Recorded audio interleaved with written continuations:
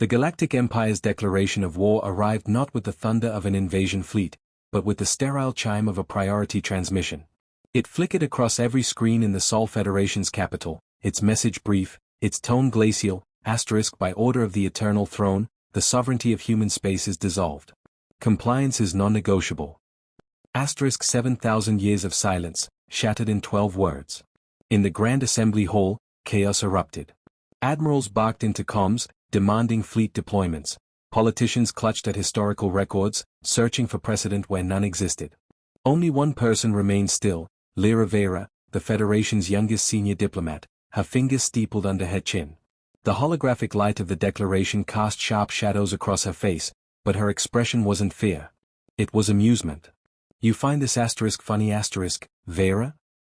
High Chancellor Orlan's voice cut through the din, his jowls trembling. Lyra leaned back in her seat, the only one in the chamber not bolted upright. Funny? No. Predictable? Absolutely. She flicked a hand toward the projection. Look at the phrasing. Sovereignty dissolved. Not annihilated, not conquered. They didn't even bother to declare * hostilities *, just a bureaucratic erasure.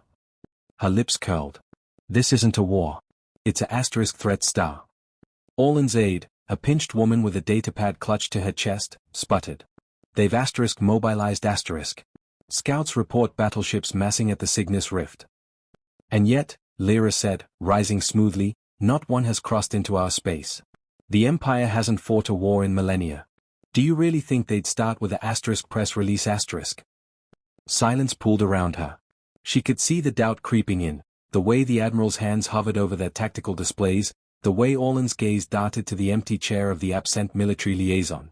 Good. Fear made humans stupid. And right now, they couldn't afford stupidity. Lyra tapped her wristcom, pulling up a star map. The Empire's last census showed a 30% drop in border patrols. Their economy's been in free fall since the Andromeda Schism. She zoomed in on the rift. This? It's a show of force from a regime that * needs * to look strong. Orlan's fist hit the table. Then why risk provoking us? Because they're * testing * us. Lyra's smile was knife-thin. They want to see if we'll fold before they even fire a shot. The chamber erupted again, protests, demands for preemptive strikes, but Lyra was already moving toward the exit. Let them argue. She had work to do. As the doors hissed shut behind her, her comm buzzed. A private channel, encrypted. The message was 3 words. * you're right. Help. *. Lyra exhaled a laugh. Of course. The Empire wasn't monolithic.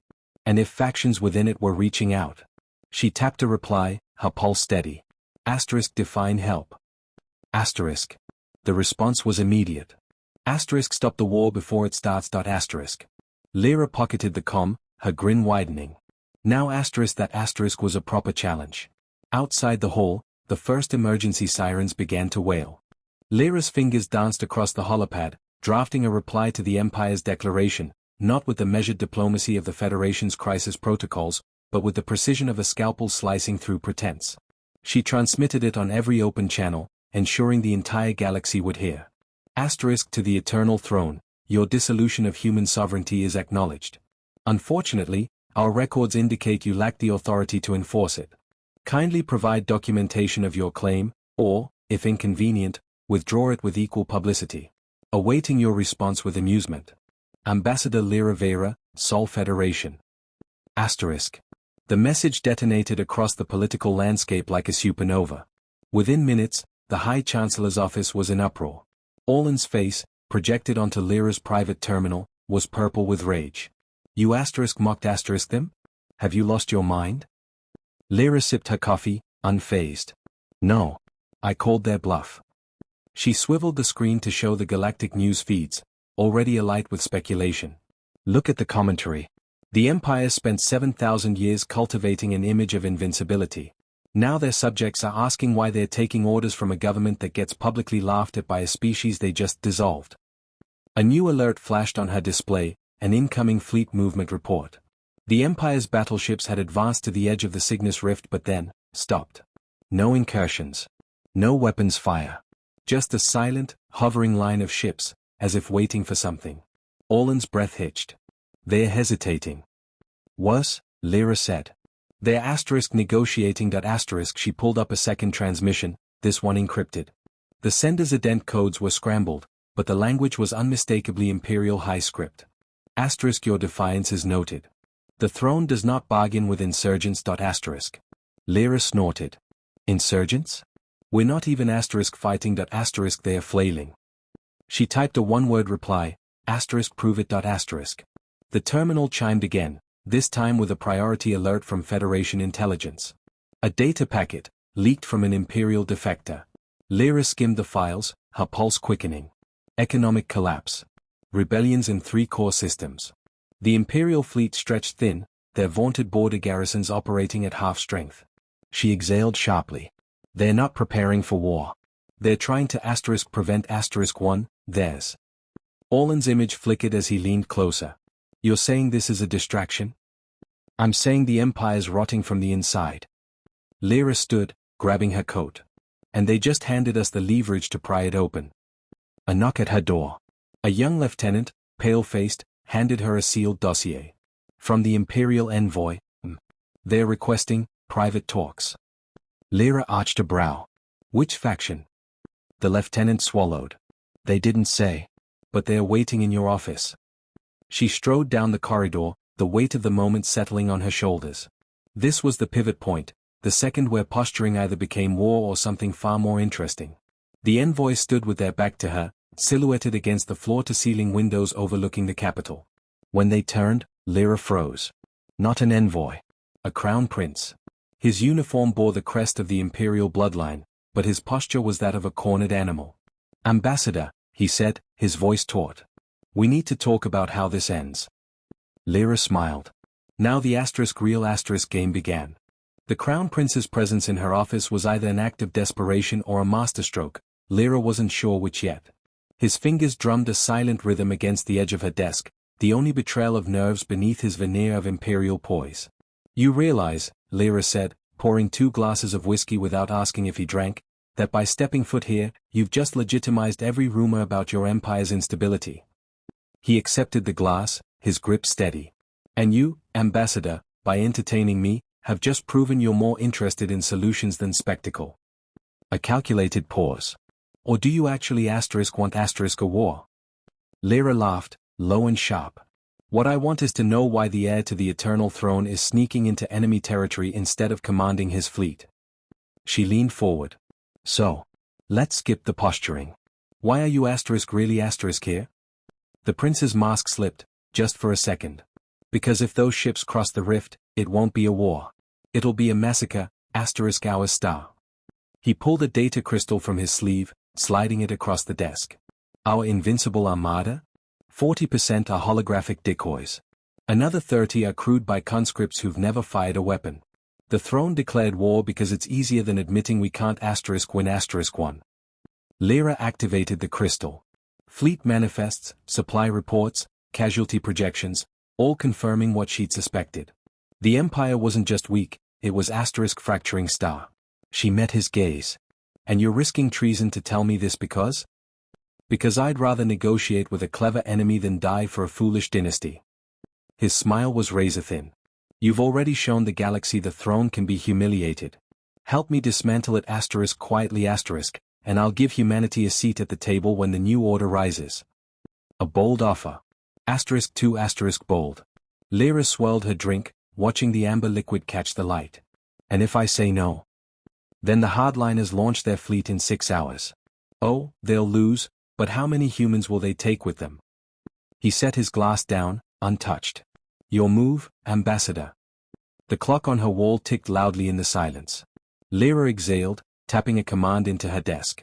The holographic star map between them shifted, zooming out to show the full breadth of the galactic arm.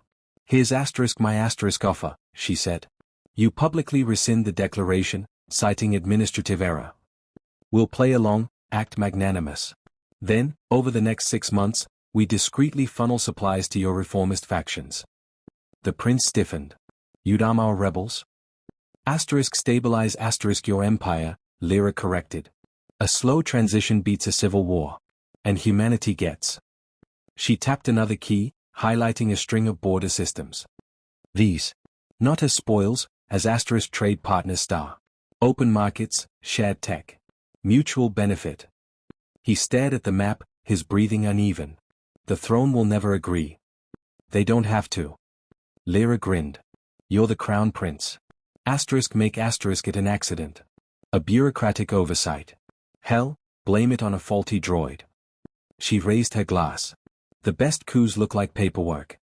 For the first time, the prince laughed, a startled, genuine sound. He clinked his glass against hers. You're terrifying. Flatterer. She drank, then sobered. One condition. The moment your hardliners move against us, the deal's off.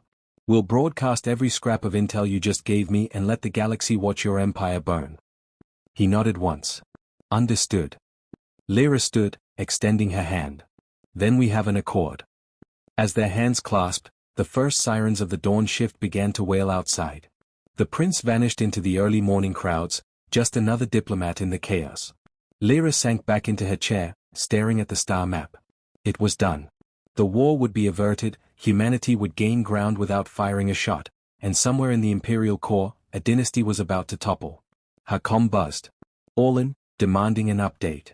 She typed a single sentence and hit send. Asterisk tell the fleet to stand down. We won. Asterisk. Then she poured another drink, tilted her head back, and laughed. Lyra's victory celebration lasted exactly 17 minutes before the universe reminded her that no good deed goes unpunished.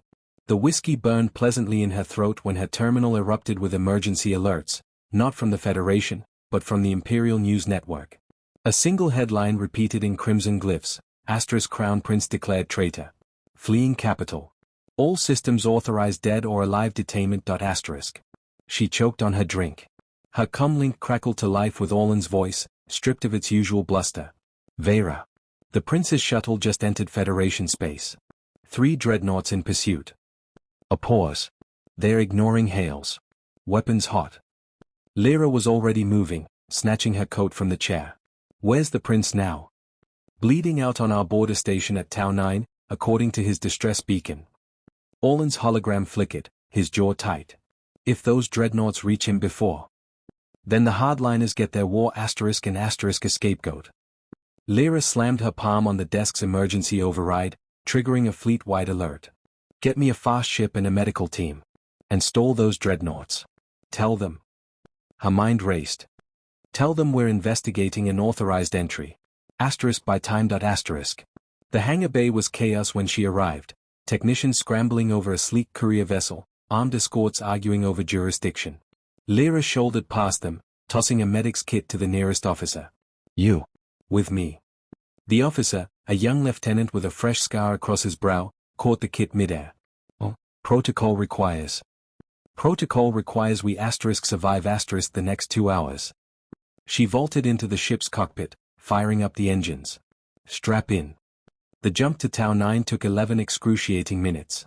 Lyra spent them reviewing the prince's last transmission, a garbled burst of high script, the words asterisk they knew asterisk repeating like a death knell. The station's docking bay was a graveyard of shattered glass and smoldering debris. The prince's shuttle lay crumpled against the far wall, its hull scored with plasma burns. Lyra kicked open the hatch before the ship fully settled, medkit in hand. She found him slumped against a control panel, one arm clamped over a gut wound, the other still gripping a sidearm. His imperial whites were drenched in blood that wasn't all his, 2 corpses in black body armor sprawled nearby. Ambassador. His voice was a ragged whisper. I'd say this proves me right, but, he coughed, crimson flecking his lips. I'd hope to be wrong. Lyra dropped to her knees beside him, yanking open the medkit. Save the dramatics. She pressed a coagulant patch to the wound, her fingers slipping on blood. Who tipped them off? The Chancellor's aide. Yours. His hand seized her wrist, shockingly strong for a dying man. She's been theirs for years. Ice flooded Lyra's veins. Asterisk Orlan's aide. The pinched woman with the datapad, always hovering, always listening. Asterisk. The lieutenant gasped behind her. Scanners show the dreadnoughts breaking through our blockade. Lyra didn't look up. How long? 8 minutes. The prince's grip tightened. Leave me. They only want. Shut asterisk up star. She jammed a stim into his neck, then hauled his arm over her shoulders. Lieutenant. Grab his legs. They staggered toward the courier ship as the station's alarms wailed.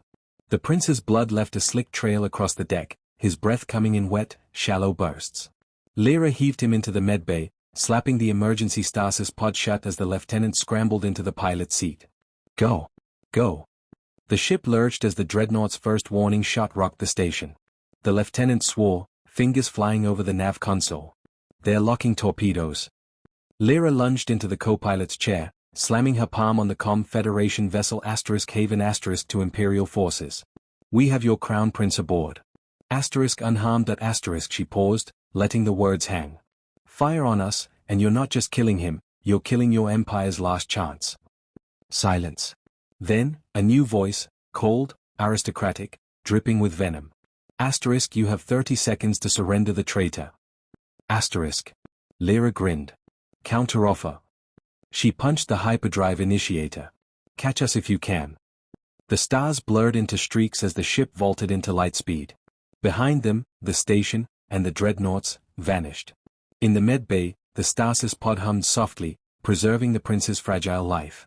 Lyra leaned back, her hands trembling, not from fear, but from the sheer, giddy thrill of the gamble. The lieutenant exhaled shakily. Where to now? Lyra closed her eyes. Somewhere very, very loud. Because if the Empire wanted a war, she'd give them a revolution.